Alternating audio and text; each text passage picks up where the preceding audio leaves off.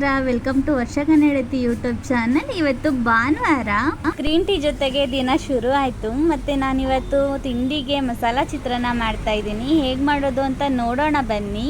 Mixer ಜಾರ್ಗೆ ನಾನು ಶುಂಠಿ, ಬೆಳ್ಳುಳ್ಳಿ, ಮೆಣಸಿನ್ಕಾಯಿ ಮತ್ತು ಚಕ್ಕೆ, ಲವಂಗ ತಗೊಂಡು ಪೇಸ್ಟ್ ಮಾಡಿ ಇಟ್ಕೊಂಡಿದ್ದೀನಿ. ಮತ್ತು ಒಂದು ಬಾಣಲಿಗೆ ಒಗ್ಗರಣೆ ಮಾಡ್ತಾಯಿದ್ದೀನಿ. ನಾನು ಎಣ್ಣೆ ಸ್ವಲ್ಪ ಕಾಯ್ದಿದೆ. ಇವಾಗ ನಾನು ಸಾಸಿವೆ ಹಾಕ್ತಾಯಿದ್ದೀನಿ. ಅದಕ್ಕೆ ಕಡಲೆಬೇಳೆ, ಉದ್ದಿನಬೇಳೆ ಹಾಕ್ತಾಯಿದ್ದೀನಿ. ಚೆನ್ನಾಗಿ ಎಣ್ಣೆಲಿ ಫ್ರೈ ಆಗಬೇಕು ಇದು. ಅದಾದಮೇಲೆ ನಾನು ಕಡಲೆ ಬೀಜ ಹಾಕ್ತಾಯಿದ್ದೀನಿ.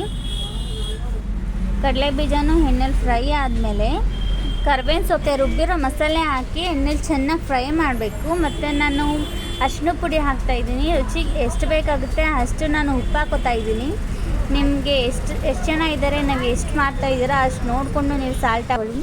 ಸ್ವಲ್ಪ ನಾನು ಕಾಯಿ ತುರಿ ಹಾಕ್ತಾಯಿದ್ದೀನಿ. ಕಾಯಿ ತುರಿ ಆದಮೇಲೆ ಸ್ವಲ್ಪ ಕೊತ್ತಂಬರಿ ಸೊಪ್ಪು ಹಾಕಿಬಿಟ್ಟು ನಾನು ಸ್ಟವ್ ಆಫ್ ಮಾಡಿ ಅದು ಪೂರ್ತಿ ತಣ್ಣಗಾದ್ಮೇಲೆ ನಿಂಬೆಹಣ್ಣಿನ ರಸ ಹಾಕ್ತಾಯಿದ್ದೀನಿ. ಮಸಾಲ ಚಿತ್ರಾನ್ನ ರೆಡಿ ಆಯಿತು. ಅಮ್ಮ ಅಷ್ಟೊತ್ತಿಗೆ ವಡೆಗೆಲ್ಲ ರೆಡಿ ಮಾಡ್ಕೊಂಡಿದ್ರು. ವಡೆ ರೆಸಿಪಿನ ಅಷ್ಟೊಂದು ಕಷ್ಟ ಏನಿಲ್ಲ. ನಾವು ಕಡಲೆಬೇಳೆನ ಒಂದು 2 ಅವರ್ ನೆನೆಸಿಟ್ಕೊಂಡು ಮತ್ತು ಅದನ್ನು ತರಿಯಾಗಿ ರುಬ್ಕೊಂಡು ಅದರೊಳಗೆ ಸ್ವಲ್ಪ ಅಕ್ಕಿ ಹಸಿಟ್ಟು ಹಾಕ್ಬೇಕು. ಅದನ್ನು ಹಾಕಿ ಮೆಣಸಿನ್ಕಾಯಿ, ಈರುಳ್ಳಿ, ಸಬ್ಬಕ್ಕಿ ಸೊಪ್ಪು ಮತ್ತು ರುಬ್ಲಿಕ್ಕೆ ಚಕ್ಕೆ, ಲವಂಗ, ಶುಂಠಿ, ಬೆಳ್ಳುಳ್ಳಿ ಅದೆಲ್ಲ ಮಸಾಲೆ ಎಲ್ಲ ರುಬ್ಬಿಟ್ಕೊಂಡು ಅದರೊಳಗೆ ಮಿಕ್ಸ್ ಮಾಡಿ ಸ್ವಲ್ಪ ಸಾಲ್ಟ್ ಆಗಿದ್ರೆ ಅದು ರೆಡಿ ಆಗಿಬಿಡುತ್ತೆ. ವಡೆ ರೆಡಿಯಾಗಿದೆ. ತುಂಬ ಕೆಲಸ ಇರೋದ್ರಿಂದ ಒಂದೊಂದು ಗ್ಲಾಸ್ ಎಲ್ಲರಿಗೂ ಕಾಫಿ ಟೀ ಎಲ್ಲ ರೆಡಿ ಮಾಡಿಕೊಟ್ಟೆ. ಕಾಫಿ ಟೀ ಕುಡಿದ್ಬಿಟ್ಟು ನಾವು ಹಬ್ಬಕ್ಕೆ ಕೆಲಸಗಳು ಸ್ಟಾರ್ಟ್ ಮಾಡ್ಕೊಂಡ್ವಿ. ಅಡುಗೆ ಎಲ್ಲ ತುಂಬ ಮಾಡೋದಿತ್ತು. ನೋಡಿ, ಅಡುಗೆಗೆ ಮಸಾಲೆ ಎಲ್ಲ ರೆಡಿ ಮಾಡ್ಕೊಂಡ್ವಿ. ಆದರೆ ನನಗೆ ರೆಸಿಪಿ ವಿಡಿಯೋ ಮಾಡೋಕ್ಕಾಗಲಿಲ್ಲ. ಎಲ್ಲರೂ ಒಂದೊಂದು ಕೆಲಸ ಹಂಚ್ಕೊಂಡು ಮಾಡ್ತಾಯಿದ್ವಿ. ನೋಡಿ, ಮಸಾಲೆ ಎಲ್ಲ ರುಬ್ಬಿದ್ದು ಆಗಿದೆ ಆಲ್ರೆಡಿ. ಈಗ ನಮ್ಮ ಅತ್ತೆ ಮಗಳು ಮಟನ್ ಎಲ್ಲ ಸಪ್ರೇಟ್ ಮಾಡ್ತಾಯಿದ್ದಾರೆ. ಈಗ ಮಟನ್ ಸಾಂಬಾರಿಗೆ ರೆಡಿ ಮಾಡ್ತಾಯಿದ್ದೀವಿ. ಒಗ್ಗರಣೆ ಎಲ್ಲ ರೆಡಿ ಆಗಿದೆ. ಮಸಾಲೆ ಎಲ್ಲ ಫ್ರೈ ಆದಮೇಲೆ ಅದಕ್ಕೆ ನಾವು ಮಟನ್ ಹಾಕ್ಕೊಂಡು ನೀರು ಸುಂಡೋವರೆಗೂ ಫ್ರೈ ಮಾಡ್ಕೊಂಡ್ವಿ. ಸಾಂಬಾರೆಲ್ಲ ರೆಡಿ ಆಯಿತು. ವೀಡಿಯೋ ಮಾಡ್ಕೊಳಕ್ಕೆ ಆಗಲಿಲ್ಲ. ಇದು ಚಿಕನ್ ಗ್ರೇವಿ. ಮತ್ತು ನಾವು ಬೋಟಿ ಪಲ್ಯ ಮಾಡಿದ್ವಿ. ನಾವು ತುಂಬ ಚೆನ್ನಾಗಿ ಬಂದಿತ್ತು. ಅದಾದಮೇಲೆ ಎಳ್ಳು ಉಂಡೆ ಮಾಡಿದ್ವಿ. ಚಿಕ್ಕಿನ ಉಂಡೆ ಅಂತ ಕರಿತೀವಿ ಅದನ್ನು.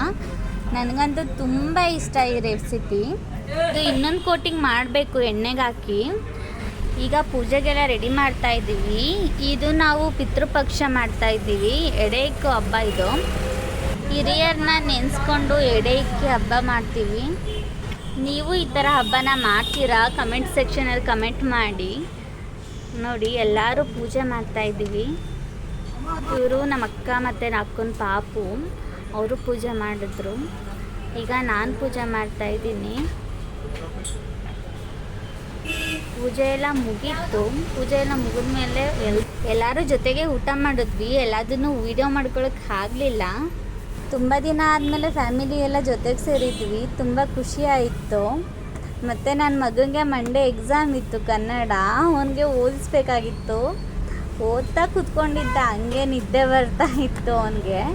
ಈ ಹಬ್ಬದಲ್ಲಿ ಬೆಳಗಿನ ಜಾವ 3 ಗಂಟೆಗೆ ನಮ್ಮೂರಲ್ಲಿ ಬಲಾರೆ ಕುಣಿತಾರೆ. ತುಂಬ ಚೆನ್ನಾಗಿರುತ್ತೆ ಅದು ನೋಡಲಿಕ್ಕೆ. ಈ ಹಬ್ಬ ಆಗಿದ್ದು ಬೆಳಿಗ್ಗೆಗೆ ನಮ್ಮೂರಲ್ಲಿ ವೀರಭದ್ರ ಸ್ವಾಮಿ ದೇವಸ್ಥಾನದ ಜಾತ್ರೆ ಇರುತ್ತೆ. ತುಂಬಾ ಚೆನ್ನಾಗಿರುತ್ತೆ ಅದು. ಇದು ನಮ್ಮ ಊರ ಹಬ್ಬ ಅಂತ ಹೇಳ್ಕೊಳ್ಳೋದಕ್ಕೇ ತುಂಬ ಖುಷಿ ಆಗುತ್ತೆ. ನನ್ನ ವಿಡಿಯೋ ನಿಮಗೆಲ್ಲರಿಗೂ ಇಷ್ಟ ಆಗಿದ್ದರೆ ಪ್ಲೀಸ್ ಸಬ್ಸ್ಕ್ರೈಬ್ ಮಾಡಿ, ಲೈಕ್ ಮಾಡಿ, ಶೇರ್ ಮಾಡಿ.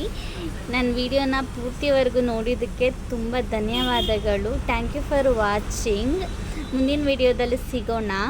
ಧನ್ಯವಾದಗಳು.